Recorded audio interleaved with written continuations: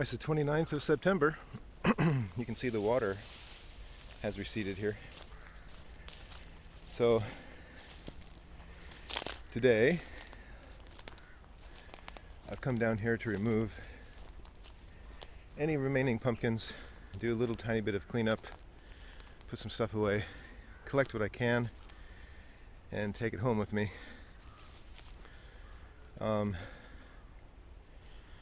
Just taking a look real quick here. Yeah, I'm surprised that the pumpkin vines are still even alive, because I thought they would have been drowned and not survived that flood, but they don't look all that wilted. Anyway, coming back here, these pumpkins were in the water. There's one laying down there, one laying down here. There should be one in here someplace. There it is. Ugly looking thing, but it's there. And a couple pumpkins here, so I'm going to collect all the pumpkins I can, other than the maybe tiny babies. So there's really no sense to take them. Down here, one pumpkin was eaten by animals. This pumpkin's being eaten by animals here. So hopefully some of these pumpkins have not been eaten by animals.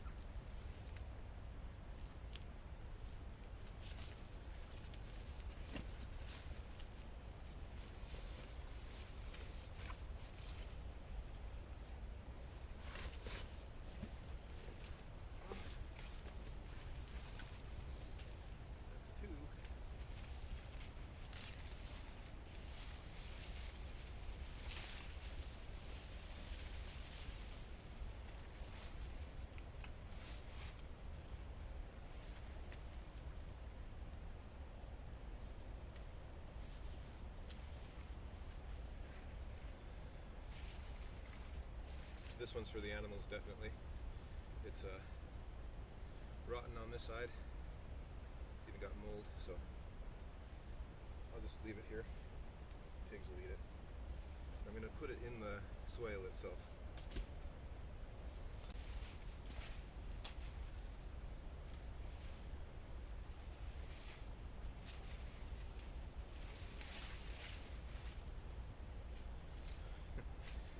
This is an ugly, ugly one.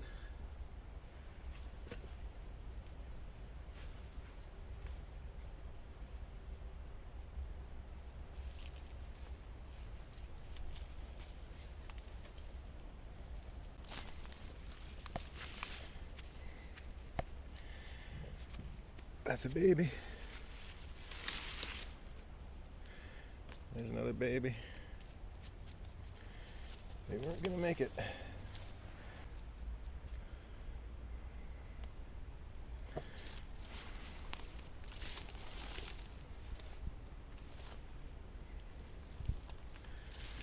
What do you think? Take it or leave it?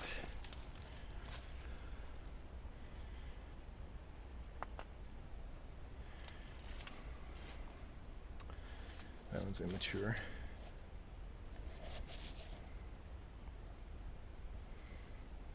My backpack's almost full.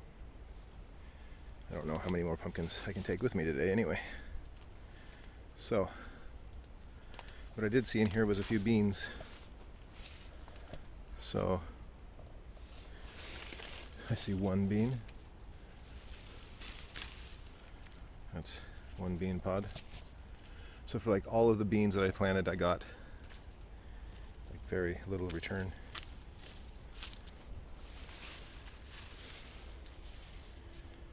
think they could have produced a few more beans in here, but I see dangly ends where the slugs got them all. Here's a bean.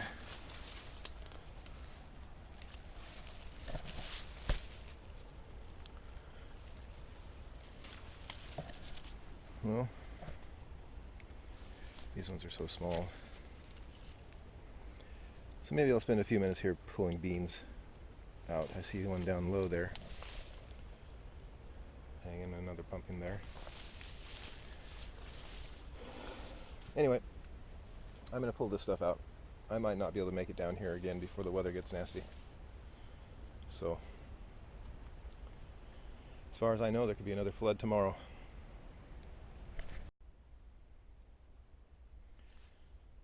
Well, I've taken down the lines and I dug through all the vines.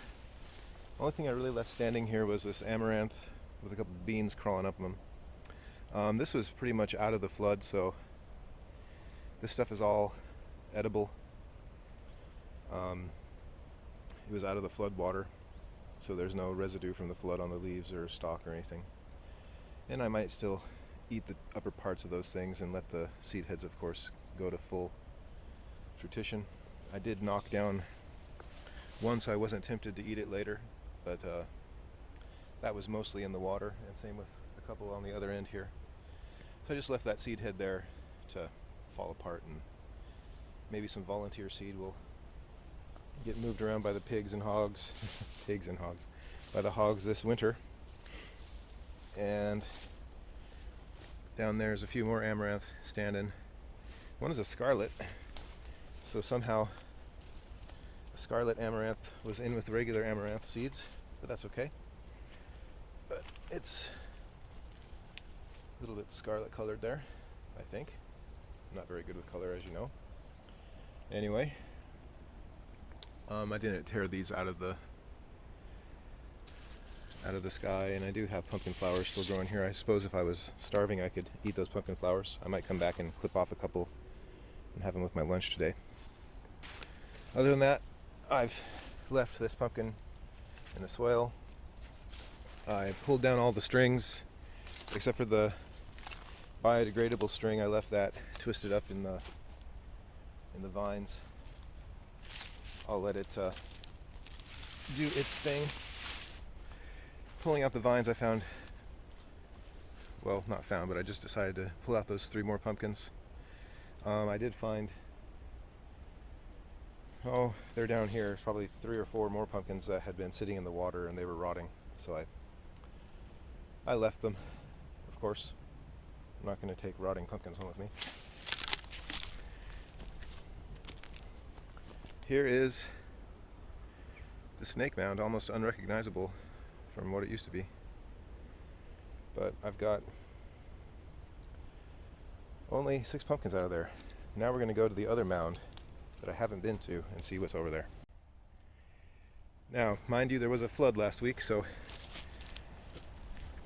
much of the topsoil was taken off, and that's kind of helped this mound to solidify, I guess. So because of the flood, I'm not going for any of the potatoes that might be in the side of this thing. But you can see it really did help out a lot with solidifying this mound. So in the spring I'll be able to cover up the stuff and jump up and down on it a bit more and fill in these gaps with earth. That's what needs to happen to make it a really functional Hugelkultur mound. It was really kind of dry this year because there are too many gaps. You can see I can put my foot in there, so there are too many gaps, so too much air is down in there. Anyway, so here's a pumpkin vine. Remember, I had like 60 pumpkins at one time growing here, and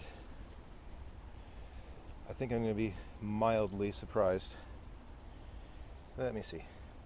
By the way, notice the amaranth right there. Somehow the pheasants didn't scratch at it too much and let it survive, so I'll leave that where it is. There's a baby pumpkin right there growing, which I'll just leave. But look at this. There you are, baby.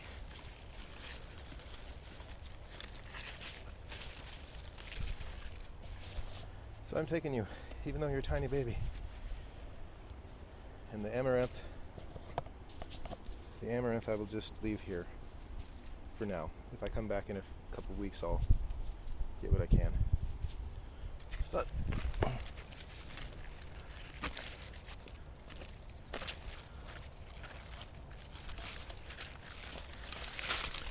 since I'm harvesting pumpkins today, there's my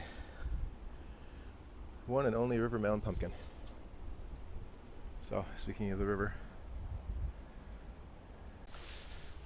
Alright. So probably this will be the last film of this season. I will probably come back here, but there's really not much else to show you.